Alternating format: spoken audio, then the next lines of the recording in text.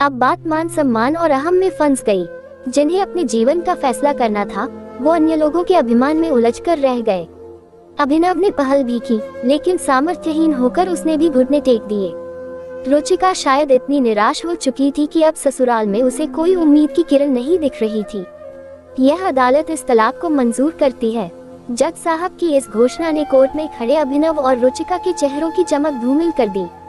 दोनों की जिंदगी का फैसला हो चुका था। दोनों अब विवाह बंधन से मुक्त थे, लेकिन यह उनकी खुशी का कारण था या दुख का, कहना मुश्किल था। उनके रिश्तेदार और एडवोकेट प्रसन्न मुद्रा में विजयी मुस्कान के साथ कोर्ट परिसर से बाहर आ गए। अभिनव का दिल टूट चुका था। भारी कदमों से चलता हुआ वह बाहर कॉफी हाउस में जा बैठा। रुचिका भी स्कूटी पर सवार होकर जाने लगी। उसका चेहरा भावहीन था, जिसे पढ़ने में वह असफल रहा। जीवन के ऐसे क्षण बहुत विचित्र होते हैं, जब हार जीत को समझना ही कठिन हो जाता है। दोनों परिवारों के रिश्तेदार जा चुके थे।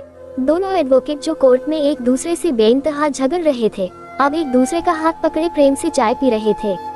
किन की जिंदगी टूटी, किन के सपने बिखरे, किसी को इससे कोई मतलब नहीं था। सभी रिश्तेदार और परिजन अपनी आन शान पर आई तोहमत को तलाक रूपी परिणाम में बदलकर अब रुखसत हो चुके थे। अब उनकी दखलंदाजी की कोई और संभावना नहीं बची थी। रुचिका अब उसके सामने से गुजर रही थी। एक नजर उसने अभिनव को देखा। दोनों ठिठके भी, लेकिन शायद हम की दीवारें भावनाओं से ज्यादा मजबूत थीं। वह स्पीड बढ़ाकर निकल गई। उसका आक्रोश शायद स्कूटी की स्पीड पर निकल रहा था।